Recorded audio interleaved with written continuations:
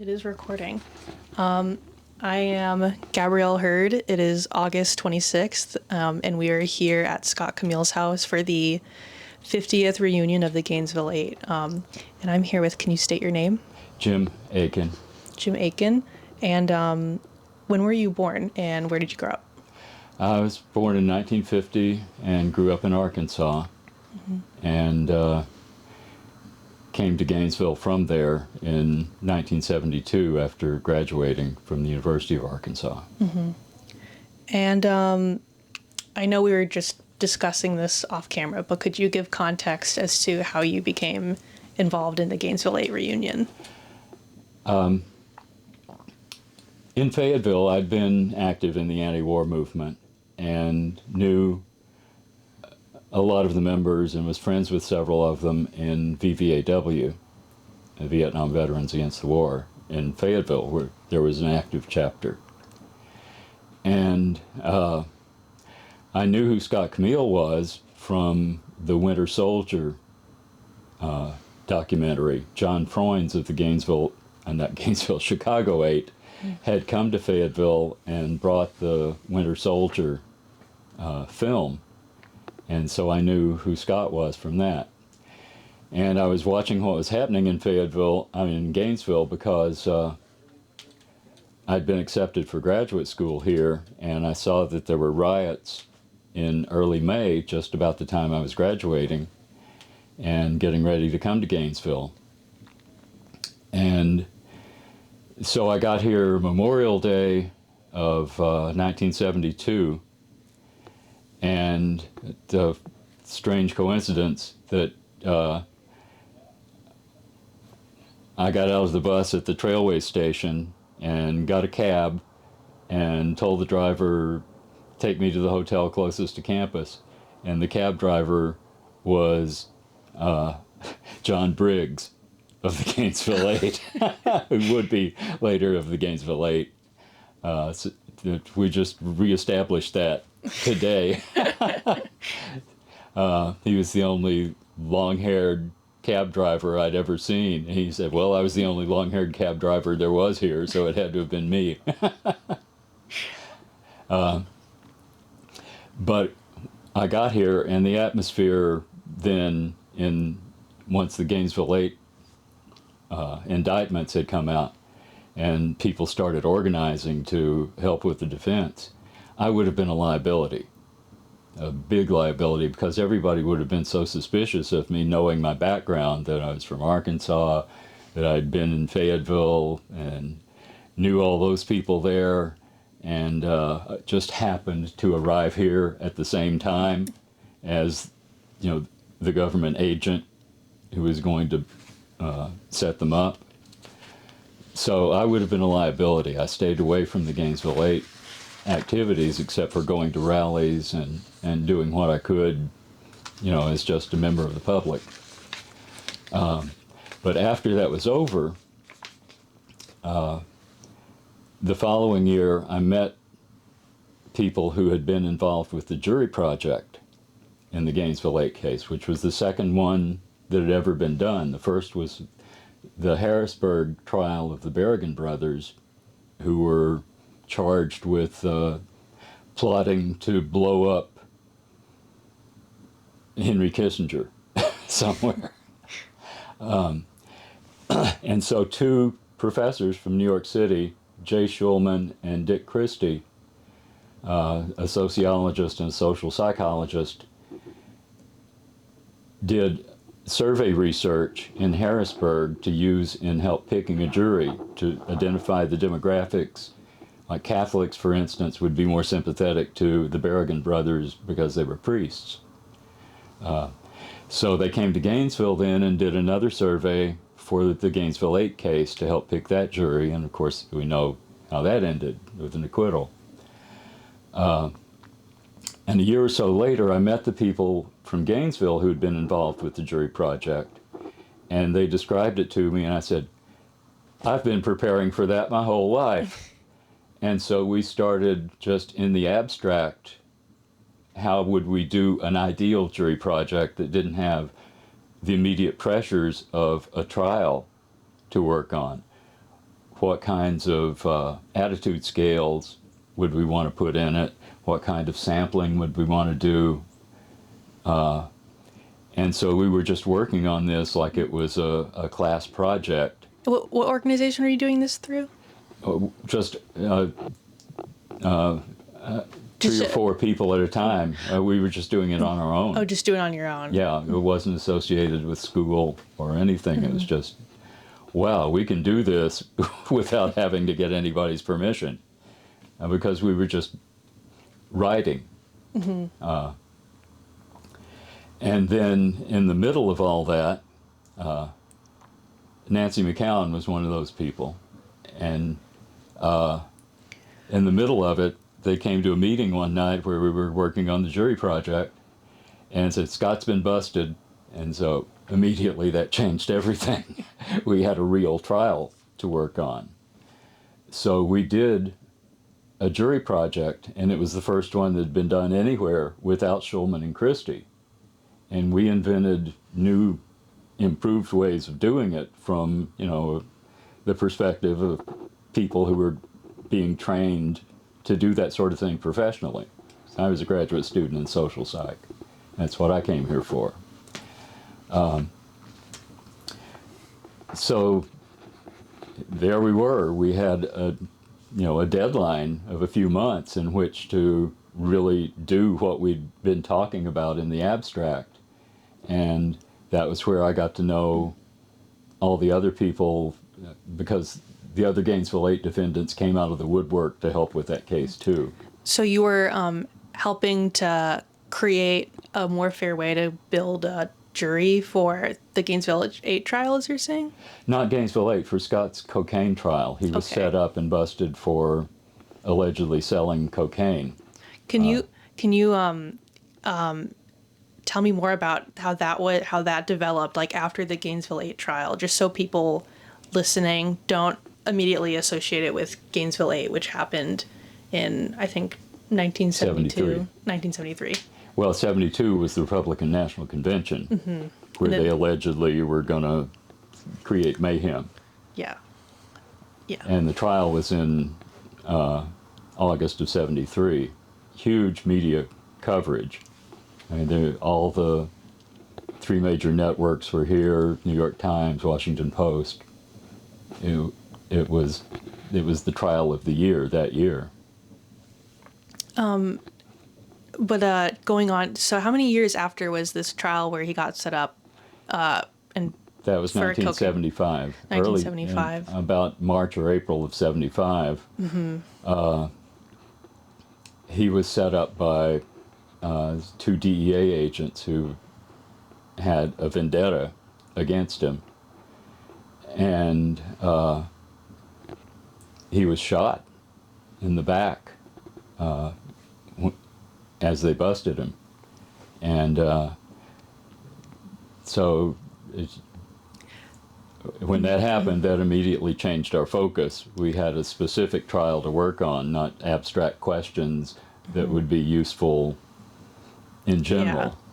And so what we ended up with was a hybrid jury project where we had to ask questions about Scott's case specifically, but then we had these other general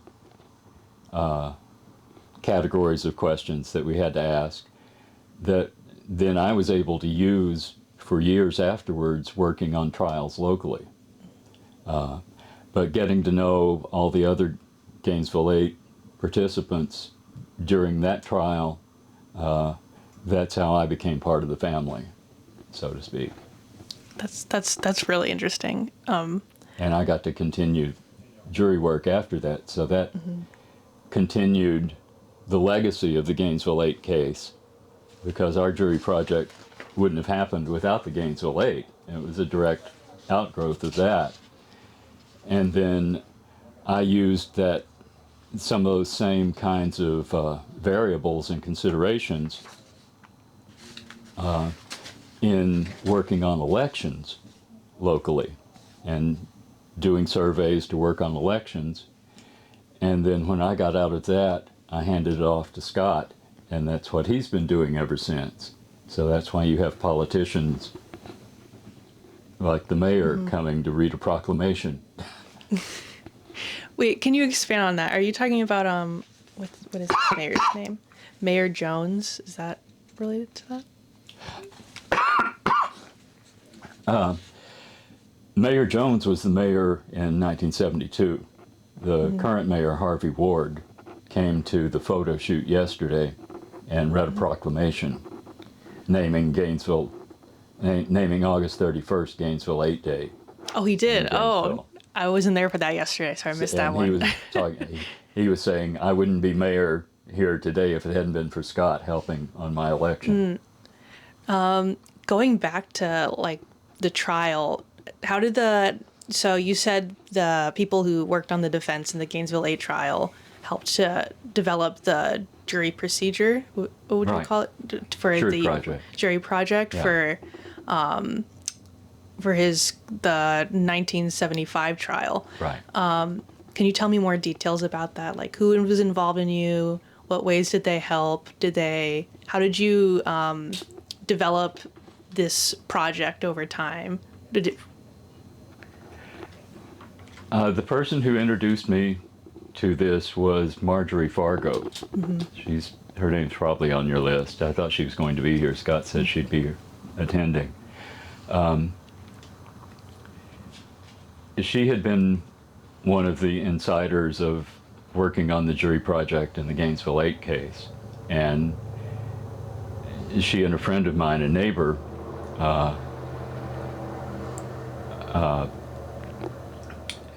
had gone in and testified in a different trial, a prison trial. And she was telling me about that and the Gainesville 8 case. And I said, oh my gosh, it sounds like I've been preparing for that my whole life, because I was here in graduate school to learn how to do survey research professionally.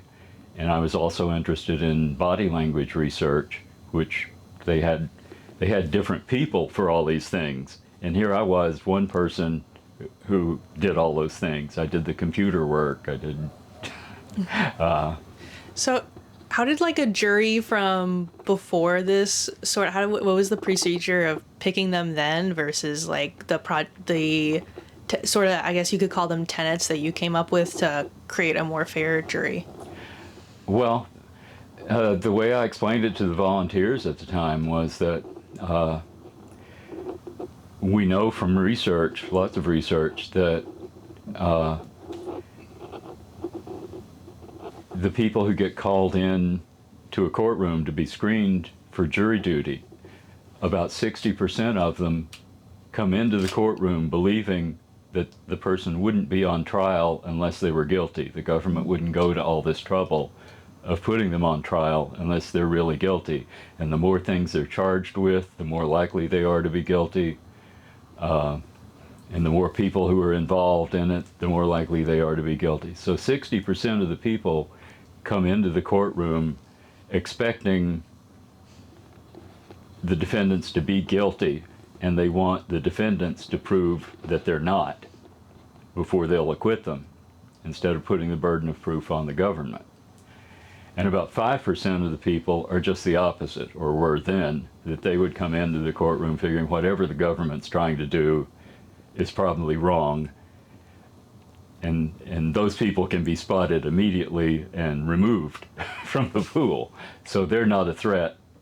And so what we've got to do as a jury project is we've got to try to determine who that 35% is that's neutral.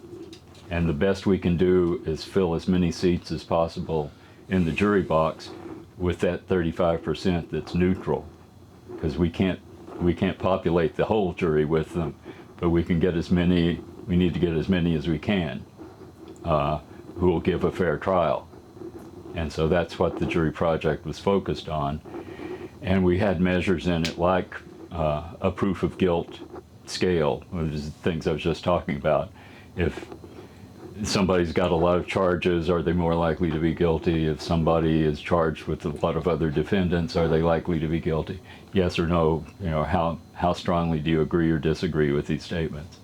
So we had that, and we had their specific attitudes toward different types of crimes, like drug crimes and property crimes and physical assaults.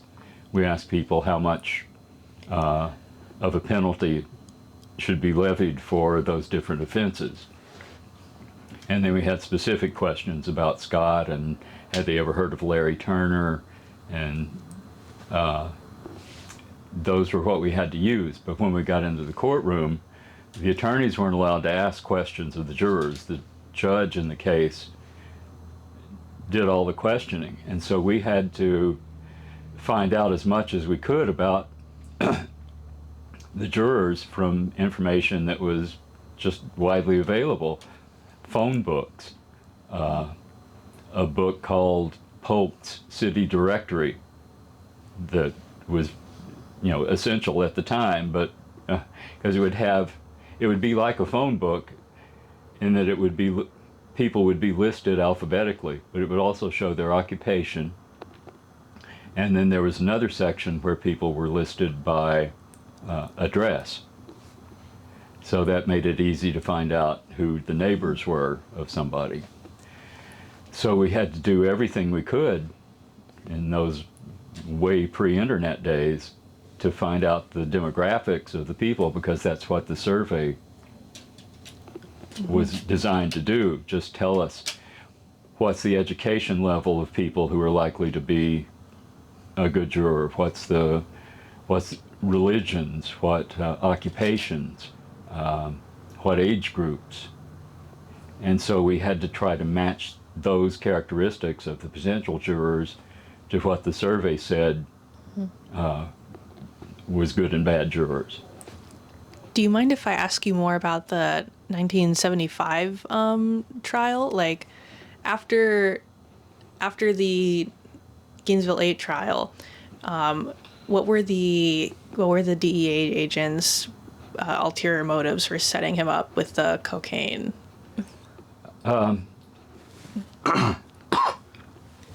Well, Scott was a big fish. Mm-hmm. He was the most visible and quotable of the Gainesville Eight defendants. So he was a target. I mean, he had a bullseye on him all the time after that. They still wanted to get him. I mean, you can see how dangerous they thought he was, because they immediately brought his name up when John Kerry got the Democratic nomination in '04, that they started linking him to Scott Camil. So he was still notorious to the government. And I don't know what the connection was, but one of the agents had some personal vendetta against Scott, and they had gotten a young woman to become Scott's girlfriend and inform on him. And so what happened again that he was having, like, just like his friend from the trial? Emerson Poe. Emerson Poe, that the girlfriend was setting, the government sent another person into his personal life too. Yes, oh my exactly. God. Yeah.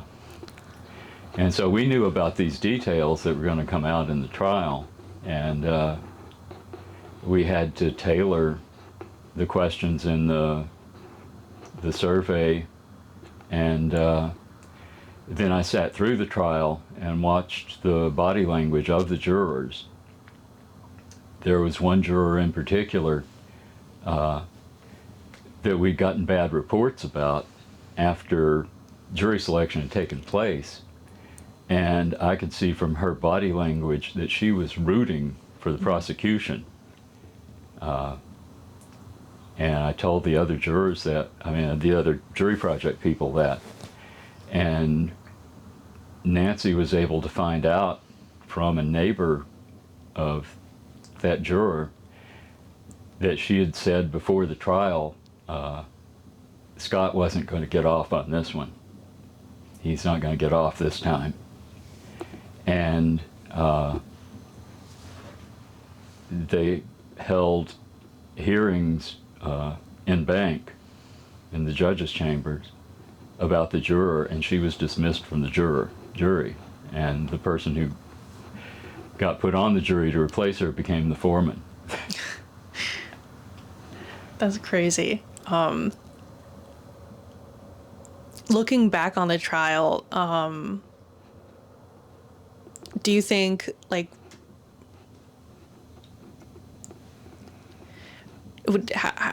how do you think going forward that this new jury project way of finding jurors prevented things that happened to the Gainesville Eight that made the trial so long? Like the prosecution having someone listening in through like a closet and having that was them a joke. Yeah, like when we went into one of the rooms by the courtroom when the defense team went in there to discuss which jurors we wanted to strike after we'd seen them all parade through and answer the judge's questions. It was the same room where the guy had been hiding in the closet, and so we banged on the door. Is anybody in here? it was the same courtroom. Same courtroom, same side room. Oh my God. Yeah. Poor Scott. He can't escape. Deja vu. Oh my God. How what do you think today about jury trials need to change? Like, juries aren't 100% fair. How long did you continue after this, like, working to improve the fairness of juries, and is there anything you wish we could change about it today? I took the survey results from the 1975 trial and used them in a number of trials over the next 3 years in Gainesville, mostly working with the public defender on just ordinary day-to-day type cases, which was different from what the other jury projects did. They were all working on high-profile, big money cases. And Marjorie Fargo, who had gotten me started, is still working on jury trials. She was assigned by the government to work on the trials for some of the Guantanamo defendants. So she's been in it ever since then. Been on CNN to be interviewed about various jury trials. The jury system is great. I mean, it corrects a lot of wrongs, but you've got to be careful who sits in the jury box, and lawyers aren't really trained to do that. I mean, back in those days, somebody would ask, I remember somebody asking Melvin Belli how he picked a jury, and he just, "Oh, I'm just me." That's really helpful. That's good advice. So the jury system is the best safeguard, and it's gotten better.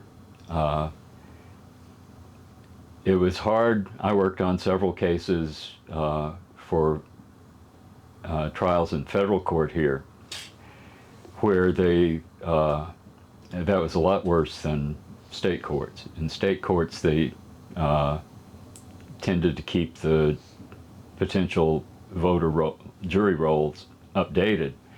In federal courts, they used the voter lists from the most recent presidential election. And in Gainesville, that gets stale in a hurry because half the people in Gainesville move every year. So they couldn't be contacted. I mean, you get a 4-year-old list of Gainesville people, and you can't contact half of them. So the ones that were available to be contacted are the more established, older, permanent residents. And you don't get the people who really make up half the population here. So that was a big challenge in a lot of the cases. For Scott's Coke trial, fortunately, some of those people came out of the woodwork. The jury summons found its way. So we had young people on that jury. But that wouldn't have been the case for other trials in federal court that I worked on in the ensuing years. It didn't change until the 1980s when Congress and different states passed what was called motor voter bills, that instead of using voter registration lists, which leave off a lot of people who don't vote, juries would be selected from the most updated driver's license and ID lists. So that produced much more representative cross-sections of the community than what had previously been happening. So the jury system is sound. It's expensive. The people who are doing jury projects now, like Dr. Phil, don't do them the way we did. We did community surveys. They use mock juries where they try to match the demographics of the people who were picked on a jury and sit them through a pretend phase of the trial. They might be listening in, or they might get transcripts, or they might get video, and then the lawyers see how they react to what happened that day so they can change what they do the next day. So it's very different nowadays from the jury projects that we did. So and it's very expensive. yeah. It's like the show Bull on TV. I mean, it's very high tech, and we did those same things on a shoestring back in the 70s. It's like they just didn't. The lack of resources probably really affected the fairness of juries a lot of the time. Well, it wasn't that. It was the inherent discrimination built into the political system. Because it wasn't until the 70s that you saw black people on juries in Florida. Because they weren't allowed to vote. I mean, they were kept out of voting for, from the Jim Crow era up through the 1960s. And that didn't change until the 70s. Going back to the Scott Camil case, the 1975 case, I want to give the listeners some closure on that. How did that case end with the jury project? He and a co-defendant were acquitted of all counts. We talked with the jurors afterwards to validate what we thought was going on during the trial, to see if what we thought was going on really was. And they were scared of the government agents. They were scary guys, even when they testified. And they didn't believe them. And so that was not proof beyond a reasonable doubt. That's what you're aiming for to populate the jury with, is people who understand the concept of reasonable doubt and will apply it. So and that's what we got. Yeah. Well, your story is amazing. Thank you for talking with us about it today. Do you have anything else to add to the record? I've run out of questions for you. That the implications of the Gainesville Eight trial for just about everybody who was involved and a lot of this community, people don't realize how far-reaching the effects of it were. That it, just like my own life, almost everything I've done since then is like the 6 degrees of separation argument. I like my significant other, I met through a person that I met at Carol Gordon's house. So just about all the significant aspects of my life I can trace back to some connection to the Gainesville Eight case, even my first cab ride in Gainesville. So it has tentacles running through the whole community in a lot of ways. That's amazing. Yeah. We need to increase the awareness of the Gainesville Eight with the new people coming into Gainesville to understand how influential this case was. And yeah, Gainesville wouldn't be Gainesville if the Gainesville Eight case had turned out differently. Yeah. And I keep hearing what you say. You said about like 6 degrees of separation to here today. And it's just like really heartwarming to see everyone coming back together and like revisiting each of the 6 degrees. Well, 7 of the defendants went through war together. Mm-hmm. And going through these trials afterwards, that was like going through another war again. Mm-hmm. So that's the brotherhood and sisterhood that came out of it. It's amazing. Thank you for speaking with me today. I'm going to close it for today. Thank you.